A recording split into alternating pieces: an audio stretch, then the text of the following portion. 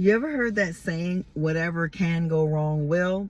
The reason that saying happens is because we believe that. I decided not to believe that anymore, and that the opposite happens. It's not whatever will go wrong, whatever can go wrong will, because everything can go wrong. What I've decided as, if things aren't going the way I want them to go, I just relax into the flow of the way they're going.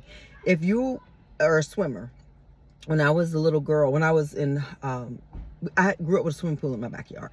So my father made us take classes on swimming and how to be a lifeguard. So I was a junior lifeguard at the Boys and Girls Club. We never really had to do anything. We just like to get you the title. Anywho, the first thing they taught us is if somebody is drowning and they're panicking, do not try to save them, because they're going to pull you down too. If you get on an airplane, the first thing they tell you is to put your mask on first, because you can't save somebody if you dead, or unalived, as y'all like to say now. When you're swimming, if you're about to drown, if you feel like you're drowning, the best thing to do is just let go and let the water carry you. Because more than likely, when you fight water, you will not win. But when you just let the water carry you, it will carry you to safety. It really will. If it doesn't, I won't know, because you'll be unalived and you'll just be going, that damn Tracy. However, I think that it will carry you to safety. Fighting the water and panicking definitely won't. So today, I didn't get around to this because I had so many other things, moving pieces early. That was weird. I ate dinner late. Ew. Moving pieces. And the piece flew out my mouth. And I'm not editing, but it fell on my leg. And I got paper towel right here, so I'll just get it up. See? What was that? Okay. Anyway, so many moving pieces happened that didn't allow me to do the things I needed to do in the order I needed to do them. So I have to push everything back. But I said, maybe I was supposed to push everything back. Here we go. I'm Tracy Lene. This is me reading The Fifth Agreement. This book is by Don Miguel Ruiz and Don Jose Ruiz. And I'm sitting in my car because we have people over and they're loud. And this has to be done. But the people wanted to come over. So the people are in the house peopling while I'm out here. And I'll go join the people in a little bit. But this is very important to me. Chapter 10, The Dream of the Second Attention, The Warriors. The first time that we learn how to dream, there are many things that we don't like, that we are against. But we just accept the dream as it is. Then, for whatever reason, we become aware that we don't like the way we're living our lives. We become aware of what we are dreaming, and we don't want that dream. Now we try to use the attention a second. We try to use the attention a second. Oh, page is messed up. Time to change our dream. Let's go to that sentence again. Now we try to use our attention a second time to change our dream, to create a second dream. This is what the Toltecs call the dream of the second attention, or the dream of the warriors. Because now we declare a war against all the lies in our knowledge. In the dream of the second attention, we begin to doubt. Maybe everything I learned is not the truth. We begin to challenge what we believe. We start to question all the opinions that we learned. We know that there is something in our heads that make us do many things that perhaps we don't want to do. Something that has a complete control of our mind, and we don't like it. And because we don't like it, at a certain point, we begin to rebel. In that rebellion, we try to recover our authenticity, what I call the integrity of the self, or the totality of what we are. In the dream of the first intention, the authentic self has no chance. It's a complete victim. We don't rebel. We don't even try. But now we no longer want to be the victim, and we want to change our world. We try to recover our personal freedom, the freedom to be who we really are, the freedom to do what we really want to do. The world of the warriors is the world of trying. We try to change the world that we don't like. And we keep trying and trying and trying, and the war looks endless. In the dream of the warriors, we are in a war. But that war is not against other people. It has nothing to do with the outside dream. The whole thing is happening inside our mind. It is a war against the part of our mind that makes all the choices that guide us into our personal hell. It's a war between the authentic self and what we call the tyrant, the big judge, the book of law, the belief system. It is a war between ideas, between opinions, between beliefs. I also call it the war of the gods, because all these ideas fight for dominion in the human mind. And just like the gods of antiquity, They claim a human sacrifice. Yes, the human sacrifice we offer to the gods is still happening, even if we claim that we don't believe in human sacrifices anymore. Of course, we change the names of the gods. We change the meaning of all those symbols, and we call God as a mother and say, oh, she sacrificed her career to have children. And you don't have to do that. You can do both. You can do anything you desire to do. And one or the other doesn't have to lack. We just have to learn how to manage our time. And because we don't know how to do that, we say something has to suffer, because our egos will not let us. Our egos will not allow us to believe that we're just fucking up and not doing our best. We're not giving it our best, because your children don't have to suffer and your career doesn't have to suffer. You have to find balance. Perhaps we no longer believe in Apollo. We no longer believe in Zeus. We no longer believe in Osiris. I do. But we believe in justice. We believe in liberty. We believe in democracy. These are the names of the new gods. We give our power to these symbols. We take them to the realm of gods, and we sacrifice our lives in the name of these gods. Human sacrificing is happening all the time, all around the world, and we can see the results. We see violence, we see crime, we see jails full of people, we see war, we see the dream of hell in humanity, because we believe in so many superstitions and distortions in our knowledge. Humans create wars, and we send our young to be sacrificed in those wars. Many times they don't even know what they're fighting for. We see a war of gangs in large cities. Young people sacrifice themselves and kill one another in the name of pride, in the name of profit, in the name of whatever God they believe in. They fight for their pride. They fight for control of a piece of land that they don't even own. A neighborhood. You're fighting for a neighborhood that you don't even own. They fight for a symbol that's in their heads, that's on their jackets, and they sacrifice themselves.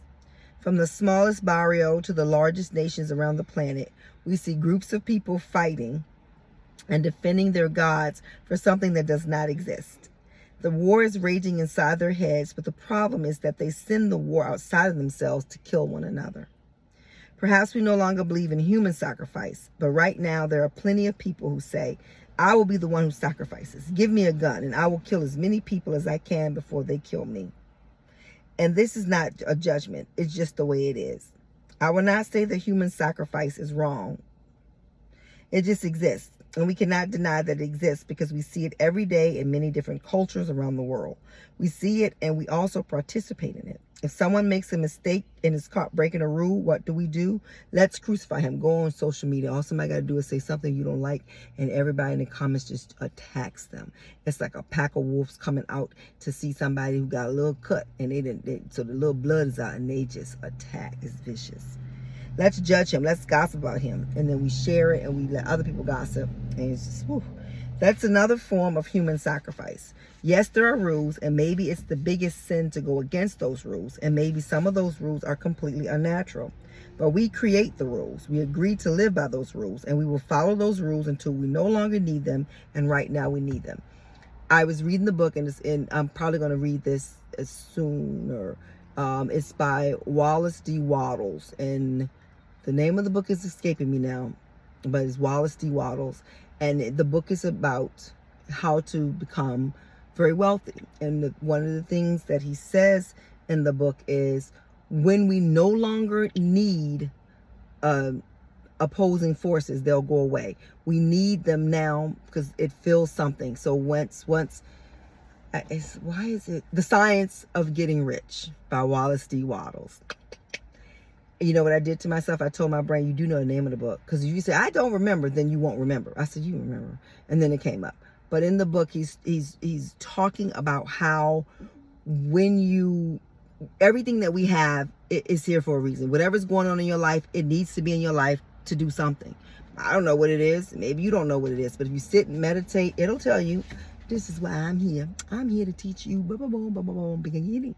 And then when you go, okay, well, I'm ready to let go of it'll say, for real? Or you You go, all right, see you when I see you. And it'll leave you alone. And every time it comes up, you say the same thing. I'm ready to let go of bing. And it'll go, for real? You were serious? Yes, I was serious. All right, bye. See you when I see you. And it'll just keep coming back until one day it can't come back because it's lost. It's like, it's just nothing. So it's like, well, I'm absolutely nothing. It don't even say that because it's nothing. It goes back into the nothingness from which it is. And that's what happens when you and I decide that what it is, we don't need it anymore. Humans believe in so many lies that even the smallest thing becomes a big demon that makes us suffer. Usually it's just a judgment, and mainly it's self-judgment. Poor me. Look at what happened to me when I was 9 years old. Look at what happened to me last night. Why did you do this to me? How could you do this to me? You cheated on me. You lied on me. Me. It's always about you, ain't it, boo? And it ain't never about you if they doing it. What I believe is there's something inside of you that's attracting that to you, because you already don't believe you ain't shit. So then you have to meet people that validate you ain't shit. So you meet people who treat you like shit because inside you don't think you shit. So they come. And I am bearing witness that for many times in different relationships, because I didn't love Tracy, I would meet people and they would not love me. I would try my best to give my all to them and they would give me nothing. They give me the ass to kick because I'm laying down on the ground like I got welcome stamped on my forehead. So they treated me like that. Each time I would get stronger and stronger until this last time when I realized I'm very valuable. I'm very beautiful. And I'm just not just talking about outside, I'm talking about inside mostly. And I'm a good-hearted person. And I know some Christians will say, none is good but God. Well, God said that I am a God. I'm a little baby God. So then I'm good. You don't believe it? It's okay. But once I started to learn that, it wasn't just in romantic relationships. I would attract users because I wanted to be used. I was always giving. I'm a big giver. I was always giving. Oh, I don't need it. You can have it. Knowing that I just was about to eat it, or I could use it. But because I did not have that self-esteem, I didn't have the self-love that I wanted. And you can go, oh, because when I was 9 years old, and well, oh, okay, yes, all of that is real. But you're not 9 anymore. So, whatever happened in your past is not truth anymore. You hear that? I said it again. Well, whatever happened in your past is not truth anymore. It could be the most horrible thing. But right now, it's not the truth. Because right now is the only truth you live in. I know that there have been many people who have been molested. That never happened to me, and I don't ever make light of it for somebody that it did. But you're not being molested now. You've got to let that go. You've got to decide that I'm letting that go because I will not allow them to keep robbing my fucking life. That's what you've got to say. Anything you've been through, I will not allow it to keep robbing me of my fucking life. I don't think that it's good to say, well, I deserved it. That's going too far.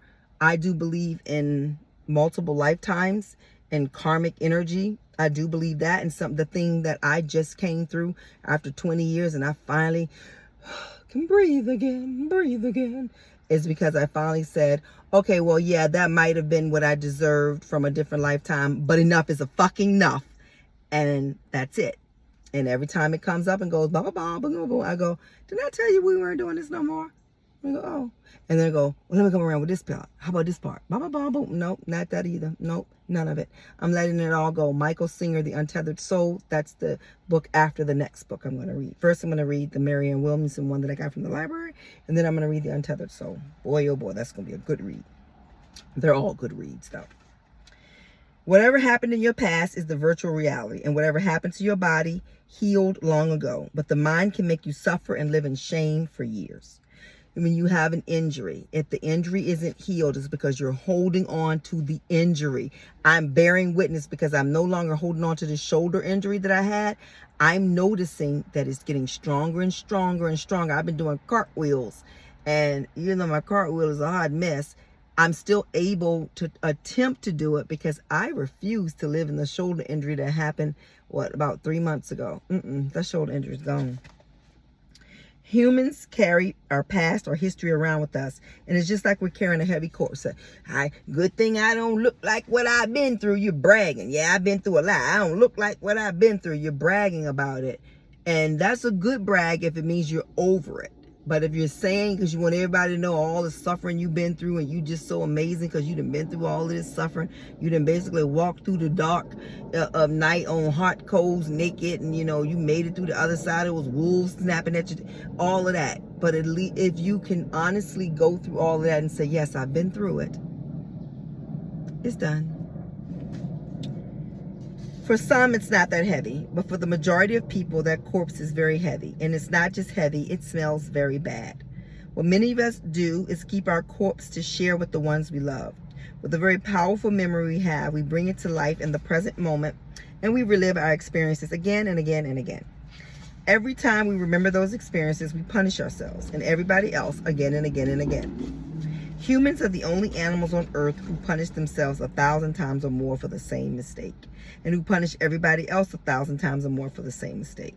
You get on social media, and if somebody ever did anything, if they come up and they may look stunning and go, yeah, but remember when they did I'll never forgive them. I don't know why you think people give a damn if you never forgive them. I will never forgive Chris Brown for what he did. You think Chris Brown give a fuck that you don't forgive him? I don't know Chris Brown, so I don't know if he beats women all the time. I know that him and that Rihanna thing because I saw it. Well, I didn't see it. I saw the pictures of her after she been beat.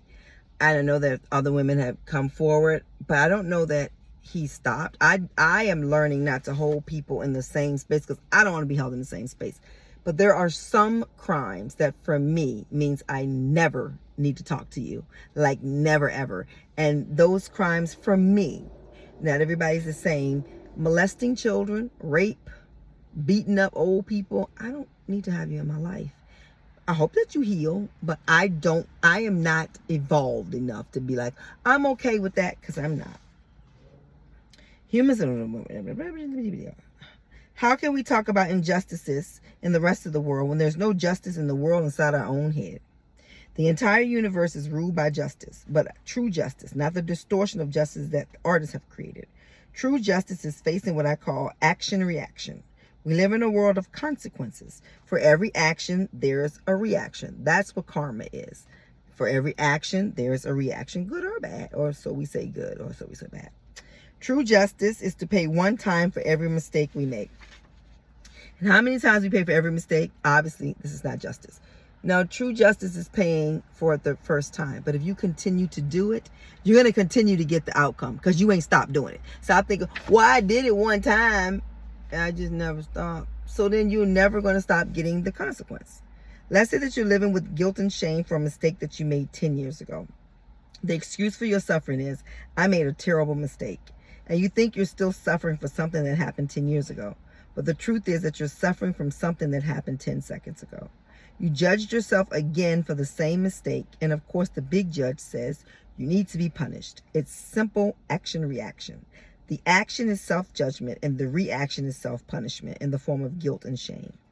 All of your life, you repeat the same action, hoping to have a different reaction, and it never happens. The only way to change your life is to change the actions, and then the reaction will change. Can you see how you, knowledge, are hurting you, the human? You're thinking and judging all those symbols that you learn. You're creating a story that's abusing the human. Whenever a human is abused, the normal reaction is anger, hate, jealousy, or any of the emotions that makes us suffer. Yeah. I'm going to stop in a little bit. Our nervous system is a factor of emotions, and the emotions we experience depend on what we perceive.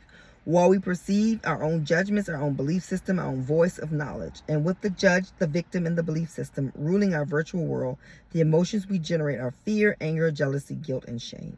What else can we expect to create? Love? Of course not, though sometimes we do. I want to stop now, but I wanted to leave you with this. You might want to take out a piece of paper. Write down the word fear, anger, jealousy. Write down the words fear, anger, jealousy, guilt, and shame in columns. And under each one, write down I fear and write down what you fear. The second one, I am angry and write down what you're angry about. I am jealous.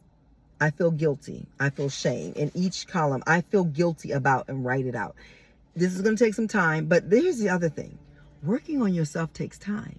It's not a quick fix. You can't say, I did that yesterday. I still feel it. You know how long you've been carrying it? You got to get rid of it. So write those down. So the words again are, write down fear. I feel fearful about, and then write down as many things as you do. You can even do this one word a night. And then you can say this tomorrow night, anger. I feel very angry about, and write down all the things you're angry about. And then the word jealousy. I am very jealous of, and write down all of everything you're jealous of. And if you say, oh, I'm never jealous of anything, well, you're perfect. And so, yeah. Guilt, I feel guilty about. And everything you feel guilty about. Shame, and everything you feel shame about. So after you've written down all of those things that you feel all of those things about, then go back. It's called radical forgiveness. Go back and take, and this is going to take you some time, but you can't bail out on yourself. Go back and all the things under the fear column, talk about them. I mean, just talk so bad about yourself that if you wasn't yourself, you say, oh my God, you're talking so terrible about her.